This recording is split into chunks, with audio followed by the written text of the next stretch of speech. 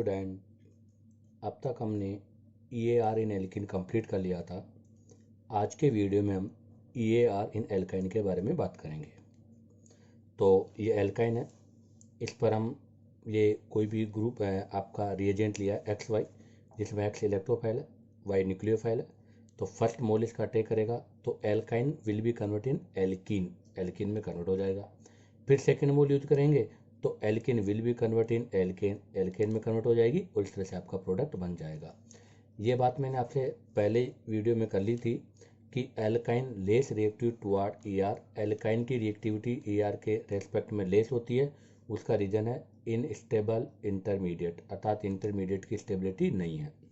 हाँ, तो इसमें हम पहला रिएक्शन पढ़ने जा रहे हैं, एडिशन ऑफ HX अर्थात एसिड हैलाइड। ध्यान रखना, इसमें ज़्यादा टाइम नहीं लगेगा अब अपन को, क्योंकि अपन मेन चीज़ें पहले सीख चुके हैं। ये एल्काइन है, एल्काइन में HX के साथ हम 2 मोल को ऐड करेंगे तो आपका प्रोडक्ट जेम डाई हैलाइड बनेगा। कौन सा बनेगा? Gem dihalide. हमने कहा था हैलाइड 2 प्रकार के होते हैं, जेम और विस। एक ही कार्बन पर हो तो जेम, अलग अलग कार्बन पर हो तो विस। तो यहाँ पर एक ही कार्बन पर है इसलिए जेम डाई हैलाइड। और 2 स्टेप्स में होगा, एक स्टेप में आपका एल्काइन एल्कीन में कन्वर्ट होगा और दूसरे स्टेप में एल्कीन एल्केन में कन्वर्ट होगी। तो आप देखिएगा, स्टेप फर्स्ट में एल्काइन है, पाई बॉन्ड यहाँ शिफ्ट होगा तो यहाँ क्या चार्ज आ जाएगा? नेगेटिव। यहाँ क्या चार्ज आ जाएगा? पॉजिटिव। ये नेगेटिव H+ को दे देगा तो यहाँ पर ये कॉम्बिनेशन होगा। ये इसका स्लो रेडियस स्टेप है। तो आप देखिएगा इस कार्बन पे पॉजिटिव आ गया, इस पर H आ गया। अब आप देखिएगा डबल बॉन्डेड कार्बन पे पॉजिटिव, इसको विनाइल केटाइन बोलते हैं और ये अनस्टेबल है। अनस्टेबल का रीजन है पॉजिटिव ऑन sp2 कार्बन। हाँ, अब उसके बाद में हेलोजन इस पर अटैक करेगा और ये प्रोडक्ट बन जाएगा। याद करें, पाई, सिग्मा और हेलोजन, तो ये विनाइल हैलाइड हो गया। और विनाइल हैलाइड की स्टेबिलिटी बहुत ज़्यादा होती है, जो कि रेजोनेंस स्टेबलाइज है, क्योंकि लोन पेयर सिग्मा पाई तो रेजोनेंस स्टेबलाइज हो गया। अब आप देखिएगा next step number second. Step number second में वापस HX का अटैक कराना चाहते हैं तो हम HX का कराएंगे तो पाई बॉन्ड यहाँ शिफ्ट हो जाएगा, इस पर पॉजिटिव आ जाएगा, नेगेटिव आ जाएगा, इस पर पॉजिटिव आ जाएगा। अब कई बच्चों के साथ बोलते हैं कि सर इसको आप इधर भी शिफ्ट करवा सकते हैं, तो उसका रीजन मैं सब बता देता हूँ। जैसे इसको हम यहाँ शिफ्ट करेंगे, यहाँ पॉजिटिव चार्ज आ जाएगा। ये जो पॉजिटिव चार्ज आएगा, जैसे पॉजिटिव चार्ज आ गया, यहाँ X होगा जिसके पास लोन पेयर, तो उसको लोन पेयर से एक रेजोनेंस ऑब्टेन हो जाएगा, इसलिए केटाइन की स्टेबिलिटी आ जाएगी। और केटाइन की स्टेबिलिटी की वजह से ऐसे हुआ है। तो हम इस वाले पर नेगेटिव चार्ज लाएंगे, ये नेगेटिव चार्ज को दे देगा और वही सेकेंड मोल यूज कर रहे हैं और इस तरह से आपका ये केटाइन बन जाएगा। 2 डिग्री केटाइन है, स्टेबल बाय रेजो, इस लोन पेयर का इसको रेजो मिल रहा है। उसके बाद में एक्सिस पर अटैक करेगा और ये दोनों हेलोजन एक पर हो जाएंगे। अब सबसे बड़ी बात आती है, एक और क्वेश्चन है, अभी आगे मैं बता देता हूँ, पहले आप एक बार की पॉइंट सुन लीजिएगा। की पॉइंट में इंटरमीडिएट हमें पता है कार्बोकेटाइन बनेगा, वो जो कि स्टेबल बाय रेजोनेंस हो रहा है। नो रीअरेंजमेंट, यहाँ कोई रीअरेंजमेंट नहीं हो रहा। प्रोडक्ट आपको पता है जेम डाइहैलाइड बनेगा, और वो भी इनर वाले में, अर्थात मोस्टली जो प्रोडक्ट होंगे उसमें अंदर वाले कार्बन पर ही दोनों हेलोजन आपके ऐड होंगे। जैसे हमने लिया रिएक्टिविटी ऑर्डर वही रहेगी जो एल्कीन की थी, HF, HCl, HBr और HI। तो सबसे ज़्यादा रिएक्टिविटी आयोडाइड की होगी, क्योंकि आयोडाइड में आयोडाइड का साइज बड़ा है, इसलिए ईजिली डिसोशिएट होकर ये H+ अर्थात इलेक्ट्रोफाइल ईजिली प्रोवाइड करा देता है। इसलिए reactivity of HX directly proportional to stability of cation होगी, वही पिछली बात। रेडियोकेमिस्ट्री वही मार्कोनी रूल लगेगा जो हम पहले भी पढ़ चुके हैं। अब यहाँ से एक इम्पोर्टेंट क्वेश्चन ये आता है कि सर स्टेप नंबर सेकेंड और स्टेप नंबर फर्स्ट में से स्टेप नंबर जो सेकेंड है वो स्लोअर है और स्टेप नंबर फर्स्ट फास्ट है, ऐसा क्यों? तो हमने एक बात पहले बोला था कि अगर किसी रिएक्शन में इंटरमीडिएट स्टेबल होता है तो रिएक्शन की रिएक्टिविटी फास्ट होती है, लेकिन अगर रिएक्टेंट ही स्टेबल होता है तो रिएक्शन की रिएक्टिविटी बहुत स्लो होती है। तो आप जरा देखिएगा, स्टेप नंबर फर्स्ट में ये रिएक्टेंट है, स्टेप नंबर फर्स्ट के लिए ये रिएक्टेंट का काम कर रहा है। जब इस पर हम रिएक्शन कराएंगे तो फास्ट होगी, तो इससे प्रोडक्ट आपका बनेगा ये। अब आप देखिएगा यहाँ पर ये हेलोजन आ गया, इस हेलोजन में lone pair sigma pi resonance stabilise भी है। दूसरी बात, ये जो पॉजिटिव चार्जेस के साथ हेलोजन है, अब हमें पता है कि हेलोजन की लोन पेयर डोनेट टेंडेंसी के बजाय -I ज़्यादा डोमिनेंट होता है, तो ये इलेक्ट्रॉन को अपनी ओर अट्रैक्ट कर रहा है, अर्थात यहाँ पर इसका -I इफेक्ट ऑब्जर्व हो रहा है। अब अगर इसका यहाँ -I इफेक्ट ऑब्जर्व होगा तो आपको पता है पाई इलेक्ट्रॉन डेंसिटी कम हो जाएगी। अगर पाई इलेक्ट्रॉन डेंसिटी कम हो जाएगी तो उस पर इलेक्ट्रोफाइल का अटैक कम होगा। अगर इस पर इलेक्ट्रोफाइल का अटैक कम होगा तो बताओ रेट ऑफ रिएक्शन ज़्यादा होगी या कम? तो इसी सिलसिले में यहाँ पर रेट ऑफ रिएक्शन कम होगी। तो इसके लिए रीजन लिखा है कि हेलोजन का -I इफेक्ट होता है। Due to -I effect of halogen electron density decrease, अर्थात यहाँ पर पाई बॉन्ड में कमी आएगी, इलेक्ट्रॉन डेंसिटी कम हो जाएगी और इलेक्ट्रॉन डेंसिटी कम होने के कारण इलेक्ट्रोफाइल का अटैक भी स्लो होगा। इलेक्ट्रोफाइल का अटैक स्लो होने की वजह से ये रिएक्शन स्लोअर होगी और ये फास्टर होगी। अब इसमें कुछ एग्जाम्पल की हम बात कर रहे हैं। पहला एग्जाम्पल हमने एसिटिलीन से लिया है। ये आपकी एसिटिलीन है। इस पर हम 2 मोल HCl के साथ कराएंगे तो पहले में एक पे H एक पे Cl जुड़ जाएगा। अगेन दोबारा कराएंगे। अब मैकेनिज्म बता दूं मैं। पहला मोल HCl का लेंगे तो जैसे यहाँ पर H प्लस इलेक्ट्रोफाइल है, ये इलेक्ट्रोफाइल, ये पाई बॉन्ड यहाँ शिफ्ट हो जाएगा, ये कार्बन पे जुड़ जाएगा, ये बन गया। विनाइल कैटाइन है जो कि अनस्टेबल है, और अब इस पर Cl माइनस है तो Cl माइनस का अटैक करेगा कहाँ पर, इस वाले पर, ये बन जाएगा विनाइल क्लोराइड स्टेबल। अब बताओ अगर ये स्टेबल हुआ तो लीस्ट रिएक्टिव होगा। अब अर्थात सेकेंड मोल यूज करेंगे वो स्लो करेगा क्योंकि हम एक स्टेबल रिएक्टेंट को यूज कर रहे हैं। ऐसे ही अगर हम 3 कार्बन पे प्रोपाइन पे लेंगे, वो HCl के 2 मोल लेंगे तो अब आप ध्यान दीजिएगा वो तो सिमेट्रिकल था, ये अनसिमेट्रिकल हो गया। तो यहाँ पर स्टेबिलिटी ऑफ कैटाइन चेक करनी पड़ेगी। तो यहाँ पर और यहाँ पर से अंदर वाले पर ज़्यादा स्टेबल कैटाइन है तो अंदर वाले पे क्लोरीन लगेगा और सेकंड क्लोरीन भी अंदर लगेगा। ऐसे ही थर्ड एग्जाम्पल ये लिया। अब देखो यहाँ भी 1 डिग्री है, यहाँ 2 डिग्री है। इस वाले कैटाइन की स्टेबिलिटी ज़्यादा है क्योंकि रेजोनेंस स्टेबलाइज है, तो इस वाले पर ही आपके दोनों Br लगेंगे। ऐसे ही एक और एग्जाम्पल लिया अपन HBr के, वो 2 मोल यूज किए अपन ने इस पर, ये आपको खुद को करना है। एक और एग्जाम्पल लिया है मैंने डबल बॉन्ड CCH से ट्रिपल बॉन्ड और HBr का 1 इक्विवेलेंट, 1 मोल HBr का हम इस पर रिएक्शन करवाना चाहते हैं।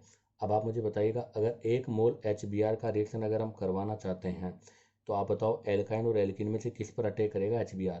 तो हमको पता है कि एल्काइन और एल्कीन में से एल्कीन की रिएक्टिविटी ज़्यादा है तो HBr का मोल इस पर ऐड होगा, और वो भी अंदर वाले पे, क्योंकि 1 डिग्री कैटाइन और 2 डिग्री कैटाइन में से 2 डिग्री कैटाइन की स्टेबिलिटी ज़्यादा होती है।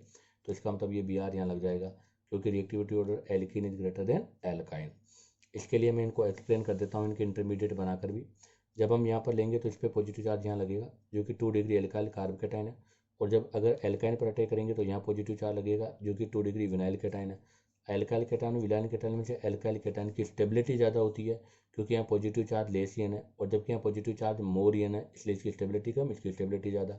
अगर इंटरमीडिएट स्टेबल होगा तो रेट ऑफ रिएक्शन भी फास्ट होगा, इसलिए यहाँ पर रेट ऑफ रिएक्शन ज़्यादा है और यहाँ पर रेट ऑफ रिएक्शन कम है।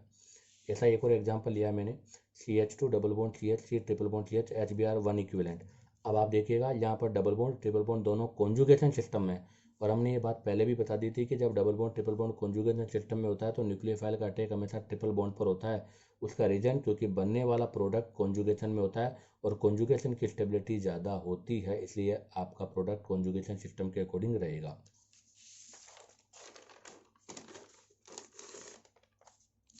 हाँ, अब हम इसमें सेकेंड एडिशन करते हैं, addition of HBr in presence of peroxide अर्थात परोक्साइड इफेक्ट। इसके बारे में हमने पहले भी कहा था कि परोक्साइड इफेक्ट केवल HBr पर होता है, HiHCl और HF पर नहीं होता। वो बात हम पिछले जो एल्कीन के टॉपिक है उसमें बात कर चुके हैं। तो एल्काइन पर HBr परोक्साइड जब हम रिएक्शन कराएंगे तो ध्यान रखना यहाँ एंटी मार्कोनी प्रयोग लगता है तो Br बाहर वाले कार्बन पे लगेगा, दूसरा भी बाहर वाले पे लगेगा, तो यहाँ भी प्रोडक्ट JM डाइल ऐड होगा लेकिन इनर नहीं आउटर होगा। हाँ, मैकेनिज्म वही फ्री रेडिकल एडिशन रिएक्शन होगा। पहला वही परोक्साइड होगा ऑर्गेनिक, जिसका डिसोसिएशन होगा होमोलाइसिस, 2 आपके ग्रुप बन जाएगा, इसको हम फ्री रेडिकल बोलते हैं। ये आपका फ्री रेडिकल बन गया। अब सेकेंड स्टेप में HBr पर फ्री रेडिकल अटैक करेगा, इसको डिसोसिएट करके ROH और Br फ्री रेडिकल बना देगा। नेक्स्ट स्टेप में जो Br फ्री रेडिकल बना वो एल्काइन पर अटैक करेगा, जो इसका स्लो और RDS स्टेप है। यहाँ से इसका होमो क्लीवेज होगा तो आपके Br बाहर वाले पे लगेगा, जैसे इसका मैं होमो क्लीवेज कर देता हूँ ये, तो ये Br बाहर वाले पे जुड़कर ये प्रोडक्ट बना देगा। क्योंकि यहाँ पर 2 डिग्री वाले में हालांकि बनने वाला फ्री रेडिकल तो ऑलरेडी अनस्टेबल है क्योंकि डबल बॉन्ड पर फ्री रेडिकल अर्थात मोर EN पर इलेक्ट्रॉन डिफिशिएंट ग्रुप, तो ये वैसे अनस्टेबल है, लेकिन अगर कंपेरिजन इन दोनों कार्बन पर करें तो ये ज़्यादा स्टेबल होगा क्योंकि 2 डिग्री का है। फिर हम ये आपका बन जाएगा Br। नेक्स्ट में यहाँ पर जब ROH के साथ कराएंगे तो यहाँ पर आपका H फ्री रेडिकल जो बना है वो इस फ्री रेडिकल इस पर अटैक करके और आपका ये कंपाउंड बना देगा। नेक्स्ट स्टेप में जो आपका एल्कीन बना उस पर वापस Br का अटैक होगा, वही सेम प्रोसेस और आपका ये प्रोडक्ट बनेगा। की पॉइंट में इंटरमीडिएट याद रखना, फ्री रेडिकल बना RDS में, इसलिए रीअरेंजमेंट संभव नहीं है। परोक्साइड इफेक्ट केवल HBr पे ऑब्जर्व होगा, HCl HI पे नहीं होगा, ये बात हमारी पिछले वीडियो में हो गई थी। Reactivity of HBr in peroxide हमेशा स्टेबिलिटी ऑफ फ्री रेडिकल पर डिपेंड करेगी, जैसा मैंने भी आपको बताया कि अगर अनसिमेट्रिकल होगा तो उसमें वो हम फ्री रेडिकल वो कार्बन मतलब वो फ्री रेडिकल बनाएंगे जिसकी स्टेबिलिटी ज़्यादा है, और स्टेबिलिटी 3 to 1 होती है।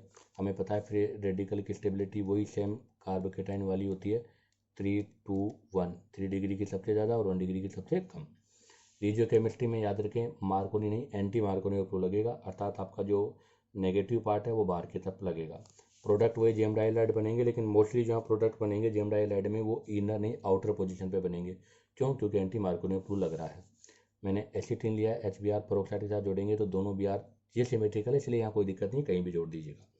नेक्स्ट एग्जांपल लिया है मैंने, ये भी सिमेट्रिकल है, इसमें भी Br चाहे इस पे जोड़ो चाहे इस पे जोड़ो, इसलिए भी कोई दिक्कत नहीं है। और देखो यहाँ प्रोडक्ट इनर बन रहा है, क्योंकि ये तो सिमेट्रिकल था इसलिए कोई दिक्कत नहीं है। हाँ, नेक्स्ट एग्जाम्पल बहुत इंपॉर्टेंट एग्जाम्पल है, आप इसे ध्यान से देखिएगा। मैंने यहाँ पर प्रोपाइन लिया है, क्या लिया है? प्रोपाइन, जो कि अनसिमेट्रिकल है।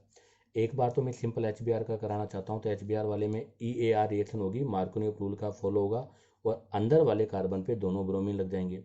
और अब मैं HBr का पेरोक्साइड के साथ कराना चाहता हूँ, तो हमें पता है फ्री रेडिकल एडिशन रिएक्शन होगी, एंटी मार्कोनी रूल लगेगा, और अब की बार दोनों Br अंदर वाले पे नहीं बाहर वाले पे लगेंगे। तो यहाँ भी जेम बनेगा, लेकिन यहाँ जेम इनर बनेगा और यहाँ पर जेम आउटर बनेगा। ये ER की 2 रिएक्शनें कंप्लीट होती है। अब आती है ER की थर्ड रिएक्शन। थर्ड रिएक्शन में हम लेंगे एडिशन ऑफ H2, और थर्ड रिएक्शन हम लेने जा रहे हैं, थर्ड रिएक्शन को हम बोल देंगे एडिशन ऑफ H2। हमें पता है एडिशन ऑफ H2 को हम हेलोजिनेशन या रिडक्शन बोलते हैं। अब आपने एल्किन में जब पढ़ा था तब तो वहाँ केवल एक ही हेलोजिनेशन था, हाइड्रोजिनेशन था। अब यहाँ पर 2 टाइप हाइड्रोजिनेशन है, एक कंप्लीट रिडक्शन और एक पार्शियल रिडक्शन। एक तो जिसमें कंप्लीट हो, एक में पार्शियल हो। तो याद रखना, कंप्लीट रिडक्शन को तो हम कैटालाइटिक रिडक्शन बोलते हैं। क्यों? क्योंकि इसमें कैटालिस्ट हम यूज कर रहे हैं, और कैटालिस्ट के रूप में मेटल्स को यूज कर रहे हैं, निकल PDPT को, इसलिए इसको हम कैटालाइटिक रिडक्शन बोल रहे हैं। याद रखें, एल्काइन, एल्काइन को जब हम H2 देंगे तो एल्किन बनेगा, एल्किन को जब हम H2 देंगे तो एल्केन बनेगा, अर्थात एल्काइन एल्किन एल्केन। तो यहाँ पर 2 मोल रिक्वायर्ड होगी आपको हाइड्रोजनेशन के लिए। जैसे एक एग्जांपल ले लें, एल्काइन H2 के साथ कराओगे तो एल्किन में बदल जाएगा, एल्किन के साथ कराओगे तो एल्काइन एल्केन में बदल जाएगा। ये एडिशन सीन है, तो ये पिछले की तरह रहेगा, वही सरफेस एरिया पे डिपेंड करेगा। दूसरी बात आती है इसमें पार्शियली हाइड्रोजिनेशन। हाँ, याद रखना पार्शियली हाइड्रोजिनेशन है, अर्थात कंप्लीट नहीं है, तो यहाँ पर एल्काइन से एल्कीन का फॉर्मेशन होगा। तो पार्शियली वाले में आपको ध्यान रखना कि पार्शियली वाले में आपका जो ट्रिपल बॉन्ड है वो will be convert in double bond, अर्थात ट्रिपल बॉन्ड डबल बॉन्ड में कन्वर्ट होगा। अब सबसे मेन है इसके लिए रिएजेंट्स। तो रिएजेंट्स में हम पहला रिएजेंट ले रहे हैं लिंड लेयर रिएजेंट। ध्यान रखना, बहुत ही इंपॉर्टेंट रिएजेंट है, एग्जाम में इससे क्वेश्चन कंफर्म आता ही आता है। लिंड लेयर रिएजेंट के रूप में हम H2 के साथ हम पैलेडियम, और पैलेडियम के साथ बेरियम सल्फेट, क्यूनोलाइन और सल्फर, इनमें से किसी को भी यूज कर सकते हैं। क्यूनोलाइन का स्ट्रक्चर है पिरिडिन के साथ एक बेंजीन रिंग, जिसमें बेरियम सल्फेट, क्यूनोलाइन और सल्फर तीनों पॉइजनस की तरह बिहेव करते हैं, अर्थात रेट ऑफ रिएक्शन। अब हमें पता है कि हम रिडक्शन करवा रहे हैं, अगर हम रिडक्शन करवा रहे हैं इसको कंट्रोल नहीं करें तो ये पहले एक मोल के साथ तो एल्कीन में, फिर अदर मोल के साथ एल्कीन से एल्कीन बन सकता है, लेकिन हमें तो ट्रिपल बॉन्ड को एल्कीन में कन्वर्ट करना है, अर्थात सेलेक्टिव हो गया। तो उस रिडक्शन को रोकने के लिए हमें पॉइजनस को यूज करना पड़ता है।